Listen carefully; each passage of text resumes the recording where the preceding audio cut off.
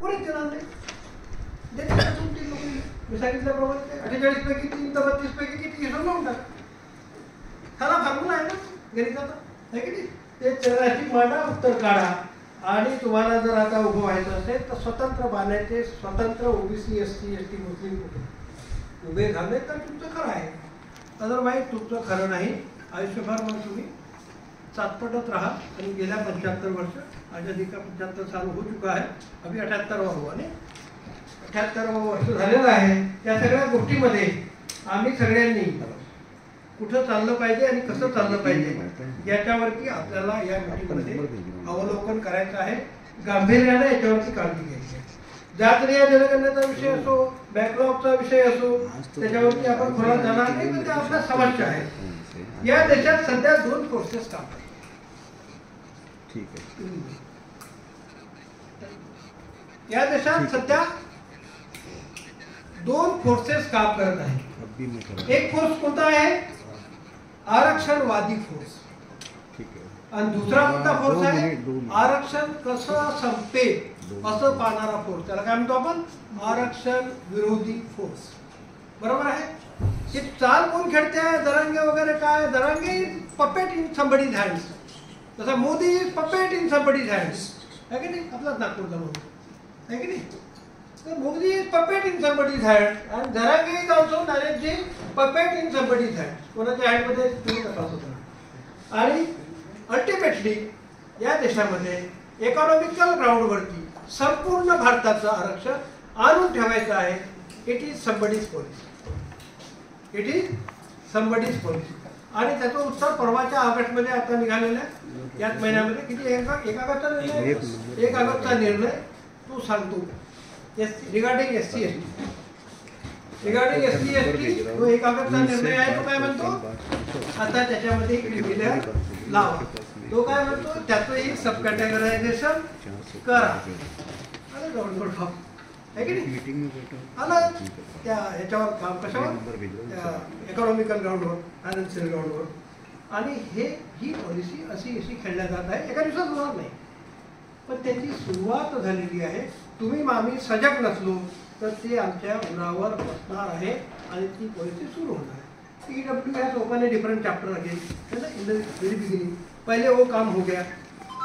अपना तो क्रिमिनल का लफड़ा 92 से है OBC भाइयों का. सर वो अपना Indira Swami versus government of India 16 November 92 प्रकरण. त्याच्यानंतर EW सारा 10%. It is again also basis of the finance, पैसे के हिसाब से क्या होता है, कमाई के हिसाब से. और अभी SC ST में बराबर है. तो 4 कहाँ जा रहे हैं? हो सकता है 5 साल लगे, हो सकता है 10 साल लगे. अगर आप सजग न रहे, हमारे OBC भाई, SC भाई, ST भाई अगर सजग न रहे, तो मैं तुमको दावे से बताता हूँ आने वाले 10 साल में रिजर्वेशन होगा 2 भाग. एक होता कमी पैसे कमावणारे जास्त पैसे कमावणारे. आणि 15-4 गेलं धोड्यात, 16-4 गेलं धोड्यात, 340 गेलं तिकडे, नागबोधजी 341 गेलं तिकडे, 342 पडाल तिकडे. नवीन कोणतं तरी क्लॉज तयार झाला किंवा त्याच्यात सबसेक्शन काढले जाते. 15-4 आता 15-6 पर्यंत आलो आमचे, 16-7, 15-7, 16-7 होईल. त्याला काय राजापर्यंत आले. तर ही आता पुढच्या येणाऱ्या दिवसामध्ये तुमच्यासाठी इशारा आहे. आणि म्हणून 2 फोर्सेस काम करत आहे. तुम्ही कोणाच्या बाजूने राहायचं आहे तुम्हाला. तुम्ही आरक्षणवादी आहात की आरक्षण विरोधी आहात हे तुम्हाला ठरवायचं. तुम्ही जर आरक्षणवादी असाल तर मग तुम्हाला OBC बहुजन पार्टी तुमच्यासाठी आता सिद्ध झालेली आहे. तुम्ही जर आरक्षण विरोधी असाल तर तुम्हाला चोपडचापड करणारे काँग्रेसवाले, तुम्हाला चोपडचापड करणारे भाजपवाले आणि तत्सम सारी ती पक्ष उभी आहे. बसा त्यांच्या फांदीवर, घेऊन जातील तुम्हाला उभी. त्यामुळे त्या अनुषंगाने तुम्हाला आज विचार करायचा आहे की मी यावर मी बोललो. मला माहिती आहे आपण उभे झालो तर राजकारण एवढी काही सोपी बाब नाही. भारतामध्ये नवेडे it is called dirty politics. Actually politics is not a dirty thing. Politics is not a dirty thing, but in India त्याचं वातावरण असं तयार केलेलं आहे की इट इज अ डर्टी. त्यामुळे हे डर्टी आहे असं करून तुम्ही तुमच्यातली हुशार माणसं, तुमच्यातली अभ्यासू माणसं, तुमच्यातली काटक माणसं ही तिथे जाऊ नये ह्याचं ते षडयंत्र आहे. त्या यंत्रणा सुद्धा तुम्हाला लाभ घालायची आहे आणि तुम्हाला नवीन कोणताही माणूस हा पॉलिटिशियन असलाच नाही. डॉक्टर आंबेडकरही म्हणतात everybody should be politician. Even Plato सुद्धा तेच बोलतो. आणि प्रत्येक माणसामध्ये असतेच ते आणि असलंच पाहिजे ते. असं नाही की तुम्ही सामाजिक काय म्हणतात, तुम्ही राजकीय नाही का.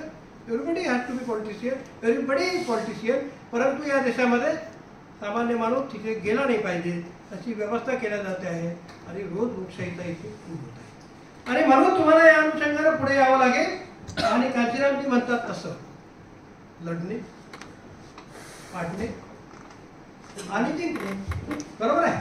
लढणे, पाडणे आणि जिंकणे ही मेथोडॉलॉजी तुम्हाला लक्षात ठेवायची. त्यानंतर ते असं म्हणायचे की मैं सबसे बड़ा अवसरवादी आदमी. बरोबर आहे का सर. मैं सबसे बड़ा अवसरवादी हूँ. I am the most opportunistic person. Why की एवढं याच्यामधून तुम्हाला ब्रेक थ्रू करायचा आहे, आईज ब्रेक करायचा आहे. तर अशा ठिकाणी तुम्ही काय कराल, अशा ठिकाणी तुमचे काय 145 निवडून येतील म्हणतात. दिसते ना आपल्याला, समजत नाही आपल्याला. 145 तुमचे कधी एक ऑल ऑफ ए सडन निवडून येणार नाही. It's not a matter of 1 election or 2 election. परंतु तुम्ही अवसरवादी होऊ शकता. आणि आता अलीकडे जी लाडकी बहीण चालू आहे या देशामधलं जे चित्र आहे, आता परवाचा जो सर्वे आला तो 7 खोटा सर्वे, ज्याच्यामध्ये ते कोणाला दाखवाय किती माहिती आहे तुम्हाला. आता लेटेस्ट सर्वे जो काँग्रेसने केला, पटोलेचे त्याच्यामध्ये 85 सांगितले मला वाटते. बरोबर आहे. आणि याचे किती सांगितलंय तुमच्या दुसरा नंबर लागले उद्धवचा 3ऱ्या नंबरवर फेकला. 2ऱ्या नंबरवर याला घेतलं शरद पवार. याला घेतले 55 सांगितले आणि उद्धवला घेतले 25 सांगितले. ते उद्धव मुख्यमंत्री होतो म्हणते म्हणून त्याच्यासाठी काढलेला तो स्पेशल सर्वे आहे. तू लक्षात घे, त्या सर्वेमध्ये दम नाही आहे. सर्वे मी सांगतो तसा राहील साधारणपणे 110 ते 15 तुमच्या नागपूरवाड्या माणसाचे म्हणजे देवेंद्रचे. बरोबर आहे. आणि 125 ते 130 ह्या ठिकाणी उद्धव, काँग्रेस आणि हे. याला 15-20 कमी पडतील, त्याला 5-25 कमी पडतील. बरोबर. देवेंद्रला किती 25 कमी पडतील आणि याला किती पडतील 15-20 कमी पडतील. बाय अँड लार्ज ही अवस्था या राज्यामध्ये राहणार आहे. तर ओबीसी बहुजन पार्टी कांचीरामजी म्हणतात तशी या निमित्तानं अवसरवादी सुद्धा करू शकतो. आपल्याकडे जर 25 MLA निवडून आले तर इट इज पॉसिबल. बरोबर आहे sir. Yes. It's not needed 288, it's not needed 145. It is just 25 required. अंदर की बात एवढ्यावरती